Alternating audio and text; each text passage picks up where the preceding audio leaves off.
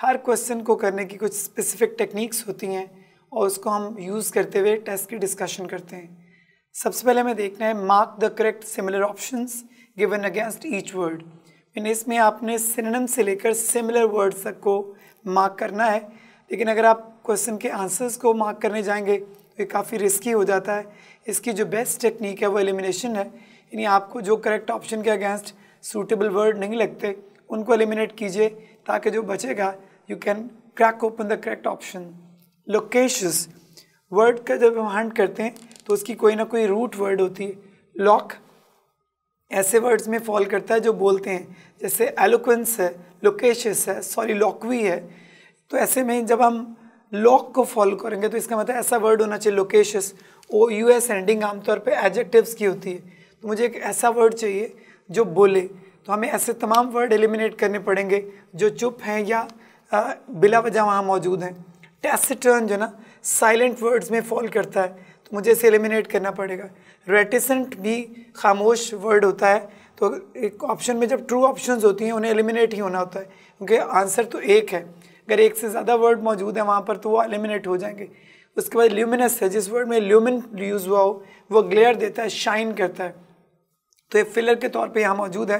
तो आपका correct option है एलोक्वेंस, क्योंकि इसमें भी आप चेक कीजिए लॉक लगा हुआ है। जिस वर्ड में LOQ यूज़ हुआ हो वो बोलता है। तो लोकेशियस यानी एलोक्वेंट ये दोनों बोलने वाले वर्ड हैं, तो तमाम खामोश वर्ड और अननेसेसरी वर्ड्स मुझे एलिमिनेट करने पड़ेंगे। तो आपको करेक्ट ऑप्शंस को ढूंढने के लिए ऐसे वर्ड सेलेक्ट करने होते हैं जो वहाँ पर गैर ज़रूरी तौर पे मौजूद हैं। नेक्स्ट क्वेश्चन देखते हैं, क्वेश्चन नंबर 2। नेफ्रेशियस। नेफ्रेशियस आमतौर पर नफ़रत अंगेज़ या बुरे लफ्ज़ों में फॉल करता है, तो मुझे सारे सॉफ्ट वर्ड यहाँ पर एलिमिनेट करने पड़ेंगे। सबसे पहले कॉमली को देखिए, कॉमली अट्रैक्टिव को कहते हैं, तो इसका मतलब यह है कि आपको अट्रैक्टिव नहीं, आपको तो नेफ्रेशियस वर्ड चाहिए था। एग्जूबरेंट, एग्जूबरेंट थोड़ा लाइवली सा वर्ड होता है, ये भी एग्जूबरेंट जिसमें लाइफ है वो भी पॉजिटिव वर्ड है।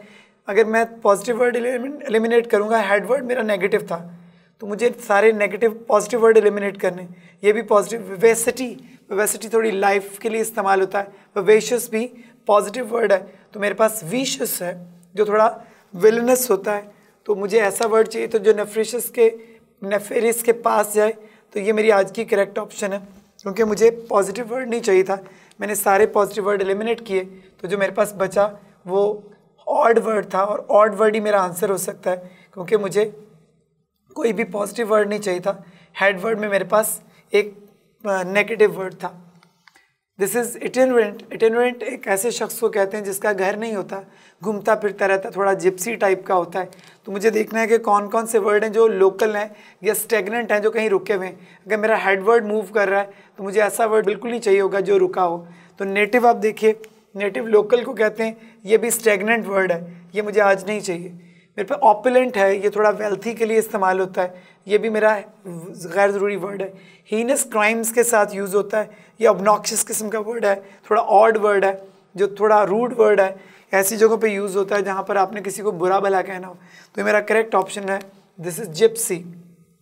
जिप्सी थोड़ा व्हीली होता है, जो किसी जगह टिकता नहीं, खाना बदूश होते हैं, घूमते फिरते रहते हैं, उन्हीं को इटिनरेंट कहते हैं, उन्हीं को जिप्सी कहते हैं। इनके पास लाइफ के बहुत सारे सीक्रेट्स होते हैं, ये बहुत जड़ी बूटियों के बारे में बहुत जानते होते हैं। नेक्स्ट वर्ड है मेरा ईसोटेरिक। एसोटेरिक थोड़ा ऐसा मुश्किल वर्ड होता है जिसको समझना मुश्किल है। हम अक्सर कहते हैं बड़ी एसोटेरिक टर्म्स यूज़ करते हैं, तो आम लोगों को उसका पता नहीं होता है। इसमें थोड़ा स्टेल्थ होता है, थोड़ा हिडन एरिया होता है। तो मुझे ऐसे तमाम वर्ड जो ईजी हैं, जो वेल नोन है, वो सारे निकालने चाहिए। आप अगर गौर कीजिए, फीजिबल के सेंटर में ईजी लिखा हुआ है, ईजी टू अंडरस्टैंड, थोड़ा इजीली एडजस्ट होने वाला वर्ड, मतलब बड़ा फीजिबल किस्म का आदमी। एसोटेरिक का तो ये सिमिलर नहीं बन सकता ना। अग्रीएबल, जिसको आप अग्री कर सकते हो आसानी से, आपके सिमुलेशन में आ सकता है, अंडरस्टैंडिंग में, वो भी आज मेरा वर्ड नहीं। अब मेरे पास इम्पॉवरिश जो है ना, इसकी बेस वर्ड है पॉवर्टी।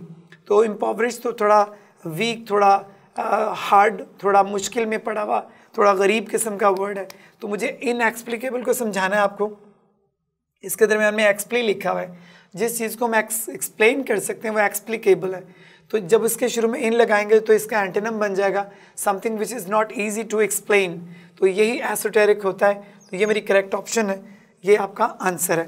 तो आपको कोशिश ये करनी है कि जो हेड वर्ड है गिवन, अगर आपके सिनोनिम्स या सिमिलर्स मांगे गए हैं तो आप ऐसे तमाम वर्ड्स वहाँ से निकाल दीजिए जो ऑड वर्ड्स हैं। तो जब ऑड वर्ड निकल जाएंगे तो जो बचेगा वो आपका आंसर है।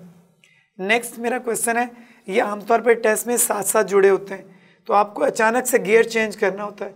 अभी आप सिमिलर्स या सिनोनिम्स अर्न कर रहे थे, एकदम से कमांड चेंज हुई है, अगर आपने गियर चेंज ना किए तो once again you will find some similar words, लेकिन आपके वो गलत हो जाएंगे क्योंकि आपको तो ऑपोजिट वर्ड्स उसने मार्क करने को कहा है।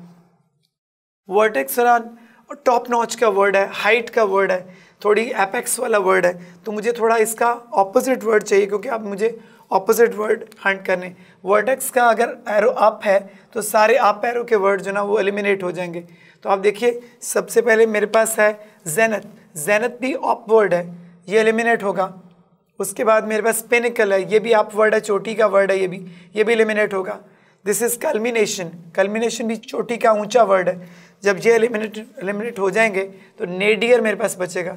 जिस वर्ड के स्टार्ट पे नए की नाए की साउंड आए वो हमेशा नेगेटिव होते हैं, तो वो सारे अप एरो के वर्ड थे, तो मुझे यहाँ पर डाउन एरो का वर्ड चाहिए था जो मुझे नेडियर की सूरत में मिल गया। ये लिस्ट बहुत खूबसूरत है, इसमें पिनिकल है, जेनथ है, ये इसमें सारे के सारे वर्ड ऊपर को जाने वाले, हाइट देने वाले। इसमें सिर्फ एक ही वर्ड था जिसने एबी में जाना था, दैट वाज नेडियर। जुवेनाइल, जुवेनाइल एक ऐसा शख्स होता है जो यंग होता है, जिसमें एक्सपीरियंस की कमी होती है। तो मुझे अगर जुवेनाइल के लिए वर्ड चाहिए होगा तो ऐसा चाहिए होगा जो थोड़ा जिसमें एक्सपीरियंस्ड हो। तो मेरे पास करेक्ट ऑप्शन कौन सी है उसको देखने से पहले लेथार्जिक, लेथार्जिक थोड़ा मेजी, थोड़ा लेजी, थोड़ा स्लगिश होता है। जिस वर्ड में सुस्ती पाई जाएगी वो लेथार्जी है, तो बड़ी ईज है, थोड़ी लेथार्जी है। फर्टिव थोड़ा सीक्रेटिव होता है, ये भी मुझे आज नहीं चाहिए। एंथ्यूजियास्टिक जुवेनाइल के पास जाएगा, बल्कि ना इसमें वो मैच्योरिटी आएगी जो कि मुझे चाहिए नहीं, तो ये वो आंसर है मेरे पास, मैच्योरिटी। तो मैच्योर जो होता है वो गेन करता है एक्सपीरियंस को, जुवेनाइल उसको लैक करता है, तो ऐसे में ये ऑपोजिट इसका वर्ड बनेगा। तो आपको जब एंटोनिम्स मार्क करने जाएं तो आपने सिनोनिम्स से बचना है। अगर आपका एक लम्हे के लिए भी दिमाग सिनोनिम की तरफ गया तो वहीं पर गेम खराब हो जाएगी। पार्सिमोनियस, पार्सिमोनियस बहुत खूबसूरत वर्ड है। पार्सिमनी को कहते हैं कंजूसी को, जिसमें गुर्बत आई हुई हो, बहुत ज़्यादा स्टिंजी है, बहुत ज़्यादा पैनी पिंचिंग है, बहुत ज़्यादा क्लोज फिस्टेड है, बहुत ज़्यादा माइजरली है। तो ये अगर ये पार्सिमनी नेगेटिव कॉनोटेशन का वर्ड है, यानी इसका मतलब है किसी चीज़ का कंजूस होना, तो स्टिंजीनेस भी यही होता है। ये डाउन एरो का वर्ड है, ये भी डाउन एरो का वर्ड है। दिस इज पैल्पिटेटिंग, ये फिलर है, यहाँ पर पैल्पिटेटिंग थोड़ा थ्रॉबिंग होता है, दिल की धड़कन है, घबराहट हो रही है। दिस इज इकोनॉमिकल, ये भी बचत करने वाला होता है ना, तो ये भी यहाँ नहीं चाहिए मुझे, तो आप पैरो का वर्ड चाहिए, दैट इज मैग्नानिमस। मैग्नानिमस मेरा आंसर, इसलिए कि जो वर्ड मेगा से बनेंगे, देखें दिल बड़ा होता है ना, तो फिर आप बड़े काम कर सकते हैं। तो मेगा हार्ट के साथ आप मैग्नानिमिटी शो करते हैं, फिलंथ्रॉप होते हैं, थोड़े खुल के खर्च करने वाले लोगों का ख्याल, वो बड़े मैग्नानिमस, बड़े जेनरस लोग होते हैं। ये मैग्नानिमिटी का बहुत खूबसूरत वर्ड है। सो इकोनॉमिकल और स्टिंजी और पार्सिमोनियस, ये सारे कंजूसी वाले वर्ड है। सिर्फ मैग्नानिमिटी में, मैग्नानिमस में वो साउंड है जिसमें दिल जरा खुलता है। नूई अपने साउंड में बहुत खूबसूरत वर्ड है, लेकिन चीज़ को इतनी मज़े की नहीं होती। नूई ये थोड़ी बोर्डम होती है, थोड़ी सुस्ती होती है, तो मुझे ऐसे सारे वर्ड नहीं चाहिए आज जिसमें बोरियत हो रही है, मुझे थोड़ा लाइवली किस्म का वर्ड चाहिए होगा। तो रून जो है ना, रूनस है, रूनस किसी का डिस्ट्रॉय का किया हुआ, डिलैपिडेटेड है, थोड़ा डिक्रैपिड किस्म का वर्ड है, टूटा फूटा। मोनोटनस, ये नूई का सिनोनिम है।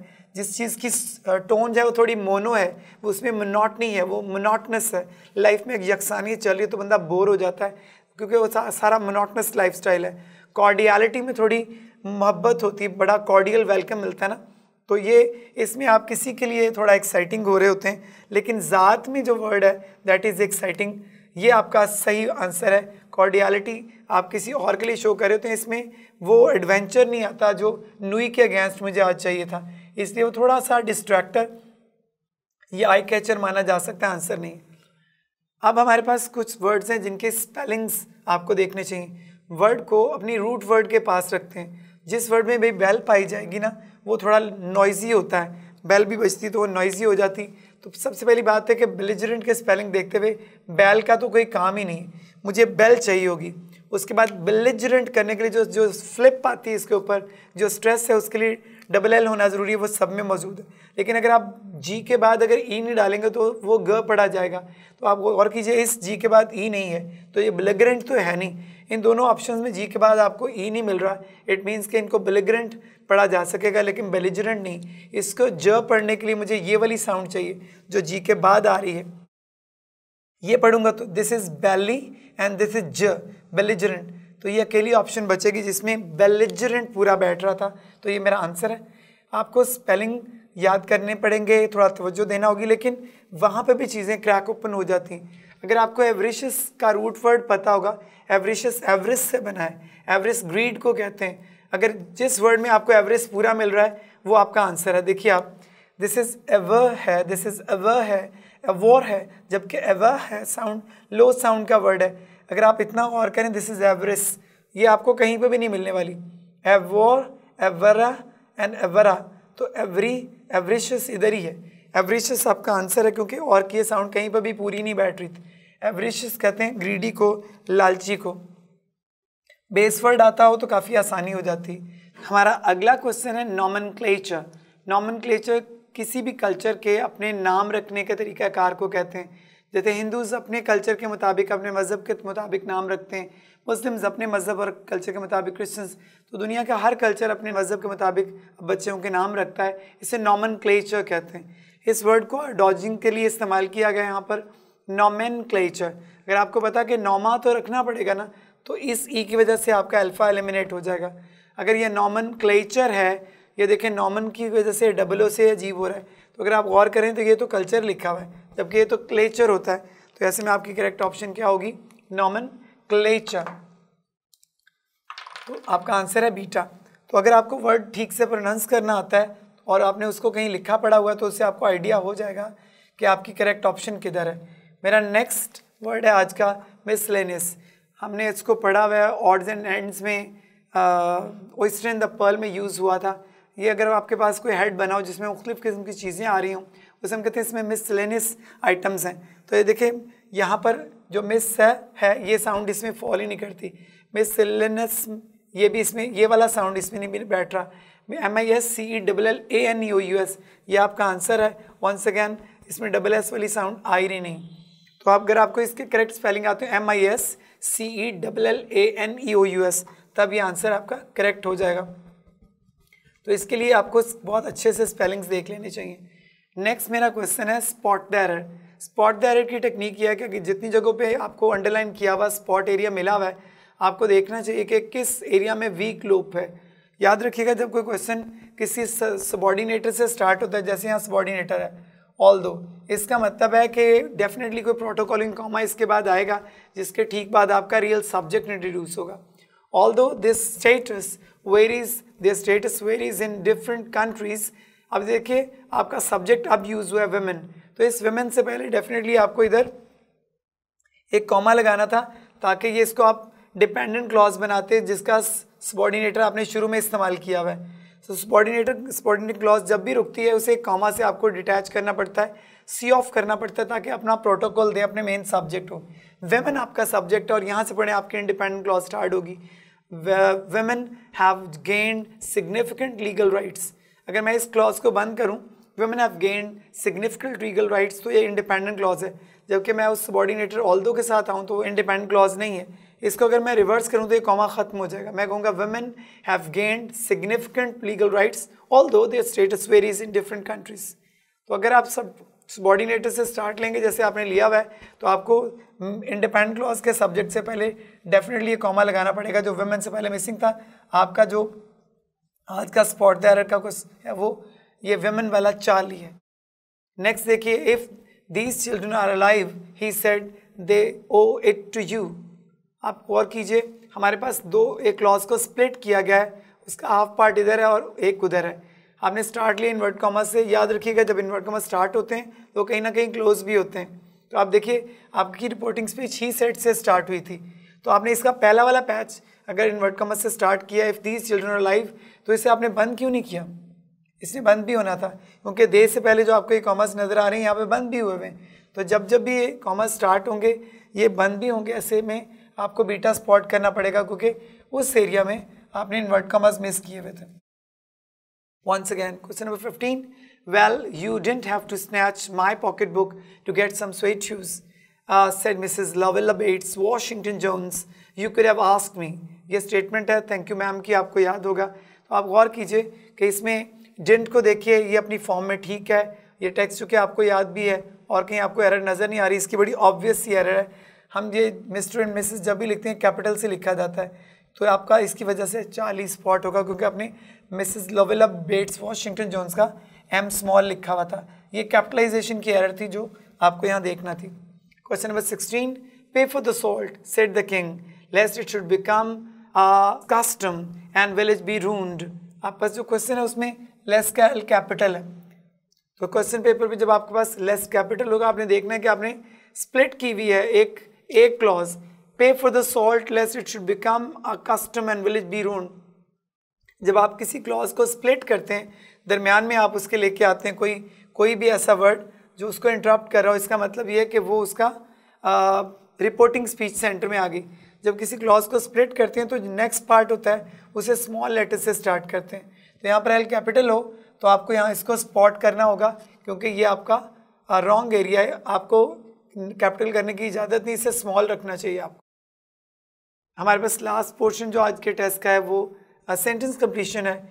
इसके लिए आपको अपने मार्कर्स का ख्याल रखना होता है, आपको देखना है कि आपके पास क्या चल रहा है। She walked home by herself, एक खातून है जो खुद से घर जा रही है।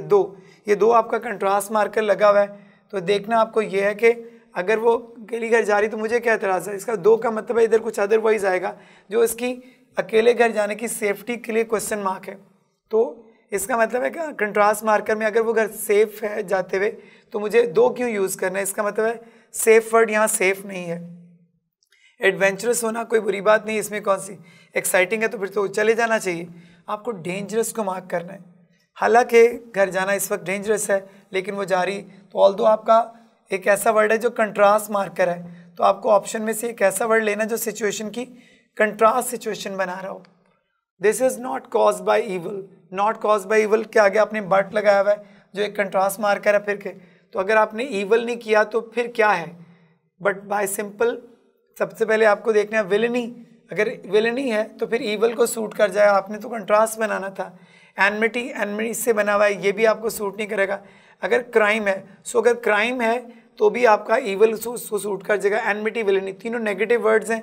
अगर आप गौर करें तो आपके कंट्रास्ट मार्कर में तो आपको पॉजिटिव वर्ड चाहिए था, यहाँ पर यह एक पॉजिटिव वर्ड था। तो बताइए किसी को अगर रियायत देनी हो कि भाई उसका जुर्म नहीं है, बस पता नहीं था, तो इतनी सी रियायत इग्नोरेंस को दी जाती है। This is not cause by evil, उसकी पार्ट पे कोई जुर्म कोई गुनाह नहीं था, बस उसे मालूम नहीं था, सादा आदमी है। तो आपको सिचुएशन पढ़ के उसके मुताबिक एलिमिनेशन करनी है कि क्या क्या मुझे आज नहीं चाहिए। जब आप उसको एलिमिनेट कर लेंगे तो जो बचेगा वो आंसर है। ये बहुत अच्छा तरीका है सेफ्टी में। माई नी स्टार्टेड हर्टिंग, अगर मेरी नी में दर्द होने लग गया है तो इसका मतलब है कि इसका कुछ अदरवाइज मुझे चाहिए होगा। आई डैश रनिंग, अगर आपकी नी में दर्द है तो क्या आप कंटिन्यू करेंगे रनिंग को या रोक देंगे, तो मुझे ऐसा वर्ड चाहिए जो इसको कंटिन्यू नहीं कराए। तो कंटिन्यू यहाँ सूट नहीं करेगा। क्विकेंड कैसे होगा, आप तो घुटने में दर्द है, और अडॉप्टेड आप उसे अडॉप्ट कैसे करेंगे क्योंकि आपके तो घुटने में दर्द है, तो आपको उसे स्टॉप ही करना है। That's why I stopped running, क्योंकि मेरे घुटने में दर्द। तो आप सिचुएशन के मुताबिक जाएंगे तो दिक्कत नहीं होगी। लास्ट क्वेश्चन मेरा है, he was most at home with working, वो काफ़ी ईजी फील करता है घर और किसी काम को करते हुए। ऑन लैंड, उसे ज़मीन में खेतियों में काम करना अच्छा लगता है। And a natural dash with country people, country देहात को कहते हैं। एक ऐसा शख्स जो देहात में काम करता है वो वहाँ पर फील्ड पे किस चीज़ के साथ कैसा फील करेगा। एंड नॉर्मली के शुरू में नॉर्म ए लगा हुआ है, नॉर्मली नॉर्मलिटी के लिए, इसका मतलब थोड़ा एबनॉर्मल होता है। सिचुएशन मुझे नॉर्मल वर्ड चाहिए मांग रही है। एपैथी के शुरू में ए लगा हुआ है, इसका मतलब पैथी का एंटोनिम बनाएगा, जिसको लेना देना ही कोई नहीं है। एपैथी होता है जिसका कोई परवाह, तो उसको तो लिंक करवाना है। एट्रोफी वीकनेस या डैमेज होता है, कोई बीमारी कोई माजूरी हो सकती है। तो अफिनिटी अट्रैक्शन को कहते हैं। एक शख्स जो ज़मीन पे पैदा हुआ, मिट्टी से उसकी लगन है, तो उसके साथ उसकी कशिश और उसका मैग्नेटिज्म बिल्कुल जायज़ है। तो आपका अफिनिटी आंसर बनेगा जो इस कॉन्टेक्स्ट को बिल तरह सूट करता है।